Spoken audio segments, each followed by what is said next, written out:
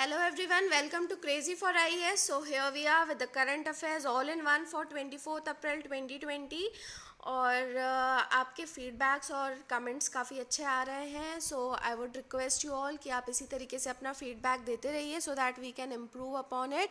And also if you like the video please इसे like कीजिए और अपने फ्रेंड्स के साथ शेयर कीजिए ताकि हमें भी मोटिवेशन मिले और ज़्यादा इस चैनल को आगे बढ़ाने का. And if you haven't subscribe do subscribe the channel. Okay, so let's start with the news. तो पहली न्यूज़ जो है वो है एंथूरियम. ये एक एयर प्योरीफाइंग फ्लावर है और इसकी 10 वेराइटीज़ अभी डेवलप की गई हैं ऑफ हाई मार्केट वैल्यू. तो ये एक वुमन इनोवेटर थी फ्रॉम केरला, वासिनी बाई, उन्होंने डेवलप किया है. और इसका मेजर जो यूज़ किया जाता है वैसे इंडोर डेकोरेटिव के लिए यूज़ किया जाता है. और बहुत ज़्यादा टाइम कंज्यूमिंग टेक्निक होने की वजह से जो NIF है, नेशनल इनोवेशन फाउंडेशन, उन्होंने अभी क्रॉस टिश्यू कल्चर टेक्निक का यूज़ करके इसको मतलब इसमें स्टेप इन किया है ताकि डिमांड्स को पूरा किया जा सके. और ये किया जाएगा Indian institute of horticulture research Bangalore में. इस फ्लावर का सिग्निफिकेंस क्या है? ये प्योरीफिकेशन के लिए यूज़ होता है, एयर को आसपास प्योरीफाई करता है और जो हार्मफुल एयरबॉर्न केमिकल्स होते हैं जैसे अमोनिया, फॉर्मल्डिहाइड, टोल्यूइन, एलर्जेंस और जाइलिन, उनको भी रिमूव करता है. NIF के बारे में बताएं तो it operates under department of science and technology. ये 2000 में से सेटअप किया गया था ग्रास रूट इनोवेशंस जो होते हैं कंट्री में उनको सपोर्ट करने के लिए. ओके, अब department of science and technology ने एक नैनो ब्लिट्स 3D बनाया है. ये क्या चीज़ है नैनो ब्लिट्स 3D? ये एक एडवांस मैपिंग टूल है नैनो मैकेनिकल मटेरियल्स को मैप करने के लिए. और इस टूल का यूज़ किया जाता है to establish structure property linkages. और इससे हायरार्किकल मटेरियल्स बनाए जा सकते हैं. तो इसका जो मेन यूज़ आता है वो मटेरियल बनाने के काम आता है. ठीक है, जो तो इंटीग्रेटेड कंप्यूटेशनल मटेरियल इंजीनियरिंग में ये हेल्प करता है.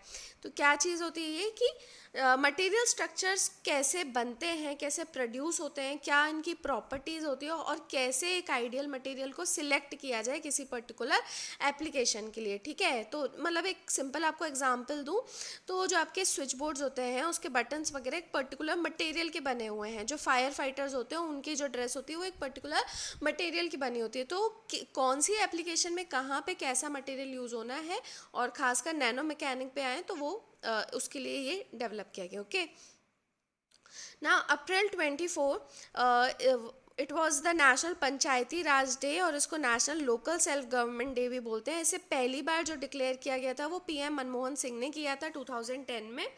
और अभी इस साल PM मोदी ने लॉन्च किया है ई ग्राम स्वराज एप्लीकेशन और पोर्टल. दो चीज़ें लॉन्च की गई हैं. पहला तो एक एप्लीकेशन है ई ग्राम स्वराज. तो ये पंचायत को हेल्प करने के लिए है कि जो भी डेवलपमेंट प्रोजेक्ट चल रहे हैं वो कैसे शुरू हुए, उनका प्रोग्रेस क्या है, उस सब को समझने के लिए एक्सेस कर सकते हैं. और दूसरा जो है वो है स्वामित्व स्कीम. तो इसमें क्या होगा कि ड्रोन्स का यूज़ किया जाएगा to map properties in the villages. तो जो अक्सर विलेज में मेन झगड़ा जो होता है वो प्रॉपर्टी के ऊपर ही होता है. तो डिस्प्यूट जो होती है तो उनको कम करने के लिए, उनको मैप करने के लिए स्कीम का यूज़ किया जाएगा. और इसके थ्रू इजीली जो है विलेजेस को लोन्स भी मिल पाएंगे बैंक से. वरना वही है कि नक्शे बनवाते बनवाते ही उनका टाइम निकल जाता है टू प्रूव दैट कि उनकी प्रॉपर्टी है. ओके, और इस स्कीम को जो है 6 स्टेट्स में अभी लॉन्च किया गया है, कर्नाटका, महाराष्ट्र, यूपी, हरियाणा, उत्तराखंड और MP में. और इसके अलावा 24 अप्रैल को मिनिस्ट्री ऑफ पंचायती राज ने कुछ अवार्ड्स भी दिए थे फॉर बेस्ट परफॉर्मिंग पंचायत, जैसे ई पंचायत पुरस्कार, नानाजी देशमुख राष्ट्रीय गौरव ग्राम सभा पुरस्कार, ग्राम panchayat development plan award, Deendayal Upadhyaya panchayat सशक्तिकरण पुरस्कार, चाइल्ड फ्रेंडली ग्राम पंचायत अवार्ड. तो ये कई सारे अवार्ड्स होते हैं. चाहो तो आप डिटेल इनकी देख सकते हो बट वैसे इतना ज़्यादा इंपॉर्टेंट भी नहीं है. ओके, अब पंचायती राज सिस्टम के बारे में एक इम्पॉर्टेंट चीज़ कि 73rd कॉन्स्टिट्यूशनल अमेंडमेंट जो था वो 24 अप्रैल को आया था. इसीलिए इस दिन को मनाया जाता है. ओके, और इसकी वजह से ही कॉन्स्टिट्यूशनल स्टेटस मिला था पंचायती राज सिस्टम को. ठीक है, अब कोविड-19 में जो हाइक इन DA है उसको होल्ड पे रखा हुआ है 2021 के लिए. तो ये यूनियन गवर्नमेंट ने किया है 1 लाख करोड़ रुपए को बचाने के लिए. तो अभी जो है सेंट्रल गवर्नमेंट एम्प्लॉयज़ को dearness allowance 17% of this salary दिया जाता है. So this is kind sad news for हम में से कुछ लोगों के लिए। एंड डियरनेस अलाउंस जो है वो पेंशनर्स और गवर्नमेंट एम्प्लॉयज़ को दिया जाता है, और इसको 2 बार एक साल में रिवाइज़ किया जाता है, जुलाई और जनवरी में। और इन्फ्लेशन को मेनली कंपनसेट कर, जो महंगाई है उसको महंगाई भत्ता ही कहते हैं, तो उसको कंपनसेट करने के लिए डियरनेस अलाउंस दिया जाता है। इसका जो कंसेप्ट आया था वो वर्ल्ड वॉर 2 के टाइम पे आया था, और इसको उस टाइम पे ओल्ड टेक्सटाइल अलाउंस के रूप में इंट्रोड्यूस किया गया था 1947 में। फिर रिवाइज्ड टेक्सटाइल अलाउंस, और इसको फिर वेज रिवीजन ऑफ एम्प्लॉयज से लिंक किया गया था, और अभी जो है ये सीपीआई से लिंक्ड है, कंज्यूमर प्राइस इंडेक्स से। ओके, अब 24 अप्रैल को कुछ और भी होता है, that is international day of multilateralism and diplomacy for piece. इसको पहली बार पिछले साल ही ऑब्जर्व किया गया था यूनाइटेड नेशंस ने, और ये किस लिए है, जो इंटरनेशनल कोऑपरेशन और मल्टीलेटरलिज्म की वैल्यूज़ हैं उनको प्रिजर्व करने के लिए, which is based on UN charter and 2030 SDGs भी इसी पे फ्रेम्ड है। और ये जो 3 पिलर है यूएन के, उनको भी सपोर्ट करता है, that is piece and security, human rights और डेवलपमेंट। और इस बार जो ये डे, मतलब एक इसका जो थीम कह लो आप, इसका कंसेप्ट कह लो, वो था कोविड-19 पे, which is the biggest challenge, और इस पे अभी कोऑपरेशन वगैरह की बहुत ज़्यादा ज़रूरत है। Now Khongjom day was commemorated by Manipur, तो ये 23 अप्रैल को इन्होंने किया था। तो खोंगजोम डे क्या है, it is to pay tribute to the warriors who fought in the 1891 Anglo Manipur war. 1891 का एंग्लो मणिपुर वॉर हुआ था, जो कि एक आर्म्ड कॉन्फ्लिक्ट थी ब्रिटिश गवर्नमेंट और किंगडम ऑफ मणिपुर के बीच में। तो जीत तो ब्रिटिश की हुई, लेकिन इसका सिग्निफिकेंस क्या है, जो उस टाइम पे मणिपुर के जो सोल्जर्स थे, उन्होंने 3 तरफ से ब्रिटिश अटैक से लड़ा था, फॉट अगेंस्ट 3 साइड्स, जो कि थे सिलचर, कोहिमा और Myanmar. Okay, the battle was fought at the Kheba Hills of Khongjom in Manipur, and the complex is a historical site जो कि होल्ड करता है वर्ल्ड का टॉलेस्ट स्वॉर्ड स्टैचूट। तो आपको यहाँ से एक बहुत इंपॉर्टेंट चीज़ भी सीखने को मिलती है कि no matter how big the enemy is, आपको if you are just giving up it is very easy, लेकिन मेन जो चीज़ है वो है उस टाइम पे फाइट करना। तो अभी जो आपका पीरियड है वो वही है, स्ट्रगल करने वाला, फाइट करने वाला है, तो कीप फाइटिंग। और आपके ऊपर 3 तरफ से अटैक नहीं है, तो definitely you would be victorious. Okay, next is 90 years of Peshawar's Qissa Khwani बाजार मसैकर। तो ये ब्रिटिश सोल्जर्स ने परपिट्रेट किया था नॉन वायलेंट प्रोटेस्टर्स के अगेंस्ट। तो जैसे हमारा जलियांवाला बाग मसैकर हुआ था, कुछ उसी तरीके की ही चीज़ थी कि नॉन वायलेंट प्रोटेस्टर्स पे इन्होंने अटैक किया था। और ये जो प्रोटेस्टर्स थे ये खुदाई खिदमतगार मूवमेंट के थे, और ये हुआ था 23 अप्रैल 1930 को। ओके, तो 90 साल इसको पूरे हुए हैं। तो जो पश्तून फ्रीडम फाइटर थे अब्दुल गफ़ार खान, वो इस मूवमेंट को लीड किए थे, खुदाई खिदमतगार मूवमेंट को, और उनके साथ दूसरे कई लीडर्स को भी अरेस्ट कर लिया था ब्रिटिश पुलिस ने, after Abdul Ghaffar Khan gave a speech at a gathering in the town of Utmanzai. ठीक है, तो एक गैदरिंग के बाद में नॉर्थ वेस्ट फ्रंटियर प्रोविंस में ही इनको अरेस्ट कर लिया गया था। तो खुदाई खिदमतगार जो है वो एक्चुअली में एक नॉन वायलेंट मूवमेंट थी against British occupation of the Indian सब कॉन्टिनेंट। ओके, और अब्दुल गफ़ार खान को ही फ्रंटियर गांधी भी इसलिए कहा जाता है क्योंकि वो नॉन वायलेंस को ही मानते थे। ओके, एंड कुछ टाइम में इसने एक पॉलिटिकल कलर ले लिया था, तो जिसकी वजह से ब्रिटिशर्स को इसके प्रोमिनेंस का पता चला था उस रीजन में। लेकिन जो मेंबर्स थे उनकी खास बात पता है क्या थी खुदाई खिदमतगार की, कि वो काफ़ी ज़्यादा ऑर्गेनाइज थे, and the man stood out because of the bright red shirts they wore as uniforms. ठीक है, तो ब्राइट रेड शर्ट ये अपने यूनिफॉर्म के रूप में पहनते थे, और जो विमेन थी, औरतें थी, वो ब्लैक गारमेंट्स पहनती थी। ओके, सो खान, अब जो ये खान का अरेस्ट हुआ था उसकी वजह से प्रोटेस्ट बढ़ गए थे, खासकर पेशावर में। तो पेशावर का ही एक किस्सा ख्वानी बाज़ार है, वहाँ पे भी प्रोटेस्ट बढ़ गए थे। तो ब्रिटिश सोल्जर्स वहाँ मार्केट एरिया में चले गए और क्राउड्स को डिस्पर्स करने लगे, और वहाँ पे उन्होंने कई सारे प्रोटेस्टर्स को और बायस्टैंडर्स को मारा भी। ओके, मार डाला। अब इस मैसेकर का आफ्टर मैथ क्या हुआ, ब्रिटिशर्स जो थे उन्होंने अपना क्रैकडाउन और ज़्यादा रैंप अप कर दिया खुदाई खिदमतगार लीडर्स के ऊपर। तो उनका हरेसमेंट करना, अब्यूज़ करना, कोर्सिव टैक्टिक्स जैसे फिजिकल वायलेंस और रिलीजियस परसिक्यूशन भी करते थे। ओके। और इसके रिस्पॉन्स में अब ये मूवमेंट ने क्या किया, इन्होंने यंग विमेन को इन्वॉल्व किया कि मतलब जो यंग लेडीज़ हैं उनको करो, ताकि उनके ऊपर ऐसी चीज़ें ना करे ब्रिटिशर्स। लेकिन ब्रिटिशर्स तभी भी बाज नहीं आए, वो उन्होंने विमेन मेंबर्स पे भी वायलेंस, ब्रूटलिटी और अब्यूज़ किया उनका। ओके। तो बहुत इंपॉर्टेंट मूवमेंट है, याद रखिएगा। और अगस्त 1931 में खुदाई खिदमतगार जो था उसने अपने आप को कांग्रेस पार्टी के साथ अलाइन कर लिया था, क्योंकि मुस्लिम लीग ने इनको सपोर्ट नहीं किया था। तो इस कांग्रेस पार्टी के साथ अलाइन करने के चक्कर में ब्रिटिशर्स ने अपना फिर वायलेंस इनके ऊपर कम कर दिया था। और ये भी याद रखना कि खुदाई खिदमतगार जो थे they actually opposed the partition, उनको पार्टीशन नहीं चाहिए था। तो आपको कई रीजंस मिल गए होंगे कि why Abdul Ghaffar Khan is also known as the Frontier Gandhi. Next news is about deep nudes. तो ये कंप्यूटर जनरेटेड इमेजेस और वीडियोस होते हैं। तो साइबर क्रिमिनल्स जो हैं वो आर्टिफिशियल इंटेलिजेंस सॉफ्टवेयर का यूज़ करते हैं to superimpose a digital composite, एक एग्जिस्टिंग वीडियो, फोटो या ऑडियो पे दूसरा इम्पोज करने की कोशिश करते हैं एआई का यूज़ करके। तो अब ये कितना भी मतलब फेक हो सकता है, और इसलिए जो टेक्नोलॉजी वो काफ़ी वल्नरेबल है, बिकॉज जो साइबर क्रिमिनल्स हैं वो चाहें तो मिस इन्फॉर्मेशन स्प्रेड कर सकते हैं और लोगों को इंटिमिडेट या ब्लैकमेल कर सकते हैं। Okay. Now next thing is that researchers from Tamil Nadu have developed a vaccine candidate against SARS CoV 2 through reverse vaccinology. ठीक है। अब एक चीज़ याद रखना है, रिवर्स वैक्सीनोलॉजी कोई एकदम नया कंसेप्ट नहीं है, इसको पहले भी यूज़ किया गया है for developing vaccinations for meningococcal and staphylococcal infections. और एक्चुअली में क्या होता है, एक प्रोसेस ऑफ एंटीजन डिस्कवरी होती है स्टार्टिंग फ्रॉम जीनोम इन्फॉर्मेशन।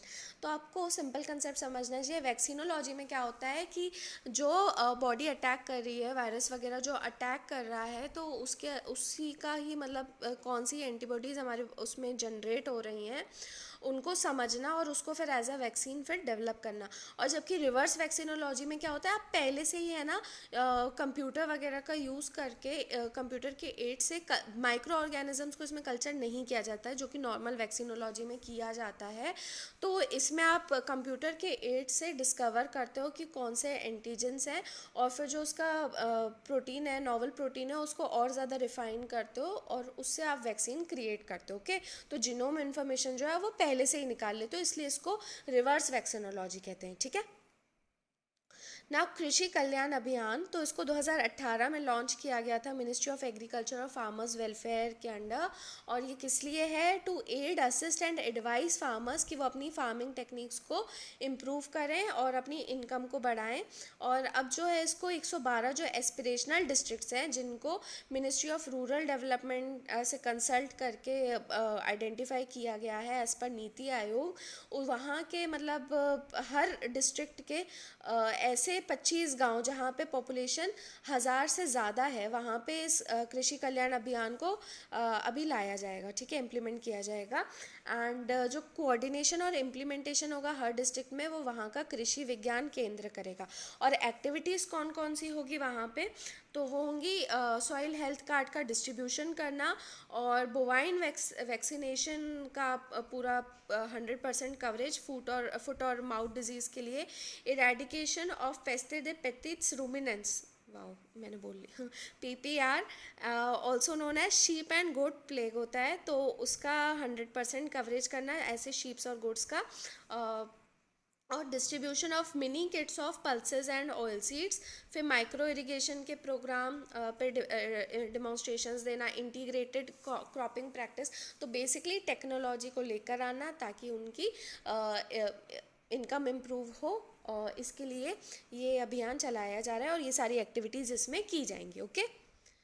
ना हॉक कॉलेरा और क्लासिकल स्वाइन फीवर, तो ये कंटेजियस वायरल डिजीज़ होती है डोमेस्टिक और वाइल्ड स्वाइन की, और it happens due to the viruses, जिसकी वजह से पिग्स में वायरल डायरिया होता है। ठीक है, हॉक कॉलेरा किससे रिलेटेड है, वायरल डायरिया इन पिग्स। ठीक है, and elements in sheep also.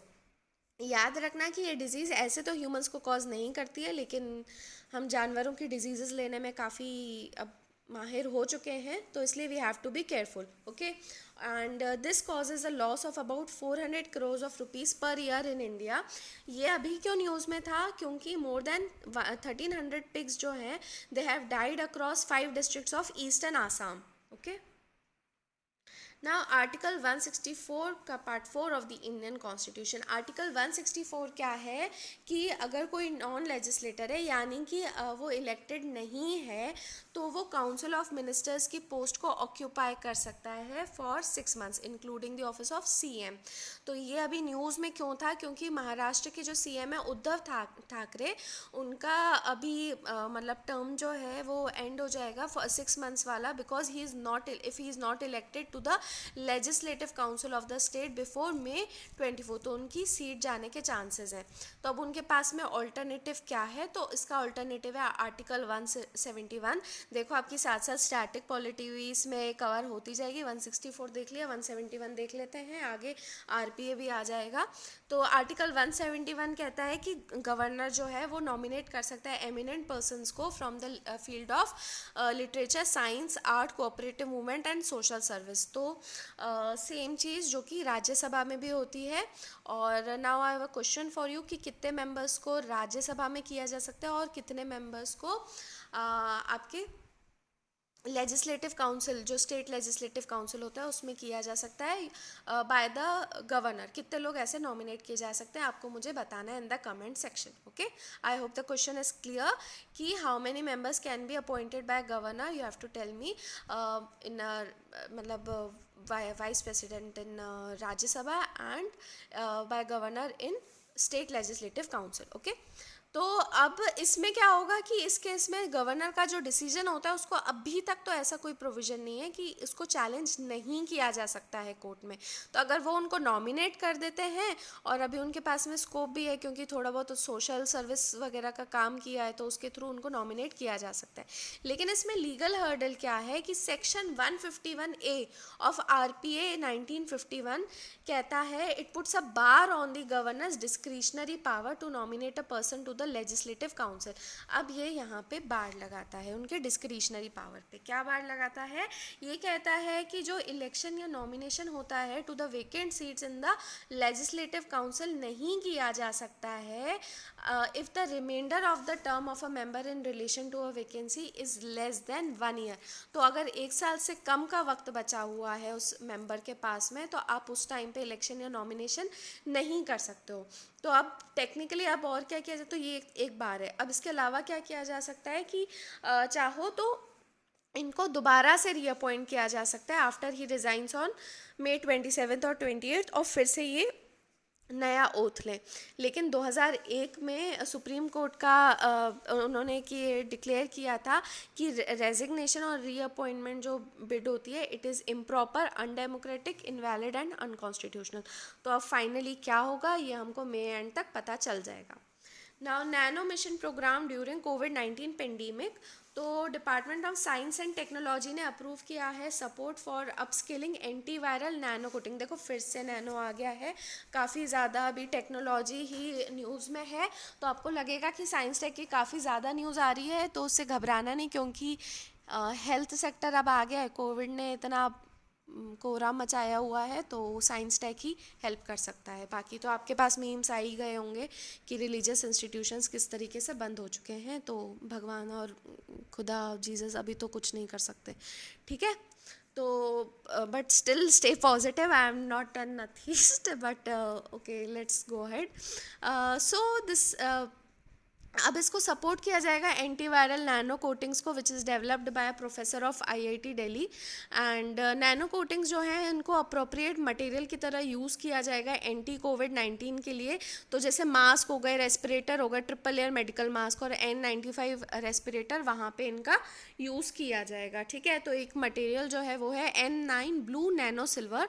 ये एक highly potent anti microbial agent है, उसको नैनो मटेरियल की तरह यूज़ किया जाएगा वही कोटिंग वगैरह करने के लिए और दूसरे पीपीईज में, ताकि जो वेयरर है वो प्रोटेक्टेड रहे फ्रॉम एक्सीडेंटल कंटेमिनेशन, ठीक है। ये जो ड्रॉपलेट्स की वजह से होता है उनसे प्रोटेक्ट करने के लिए इस तरीके के मटेरियल्स बनाए जा रहे हैं। नैनो मिशन के बारे में बता दें तो उसको गवर्नमेंट ऑफ इंडिया ने 2007 में लॉन्च किया था as an umbrella capacity building programme. और इसके ऑब्जेक्टिव्स क्या हैं? Basic research promotion, infrastructure development, nano applications और technology development, human resource development और इंटरनेशनल कोलैबोरेशन भी करना। तो basically research, infrastructure, technology, human resource और international. Okay, these are the keywords.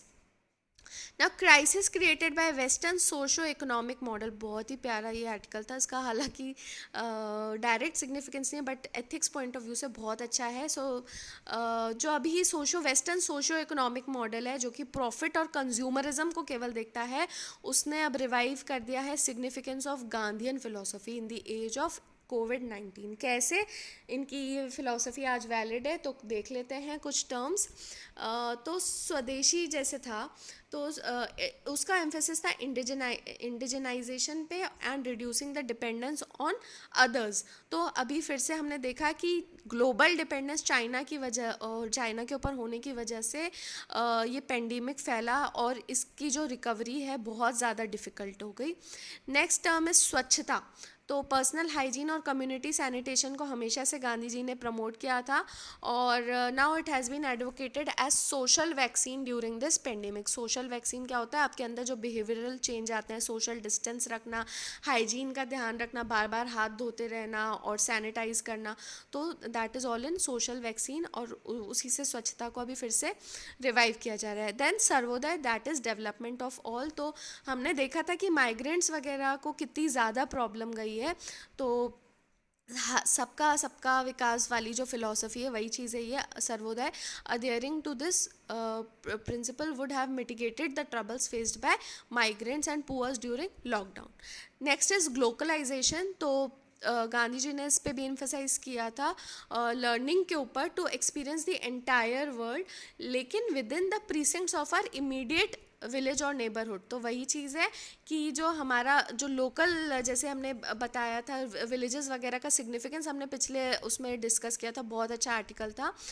तो उसके लिमिट्स में रह के हम अपने मतलब बेसिकली कहना चाहते हैं कि अपने रूट्स को बिना छोड़े जो विलेज और वो हमारे जो ग्राम स्वराज और अपने आप में सफिशेंट टाइप के इंस्टीट्यूशंस थे, उनको छोड़ के जो हम बाकी वर्ल्ड में और अर्बन और उन सब के पीछे गए हैं, तो उसकी वजह से भी हमको आज नुकसान हो रहा है।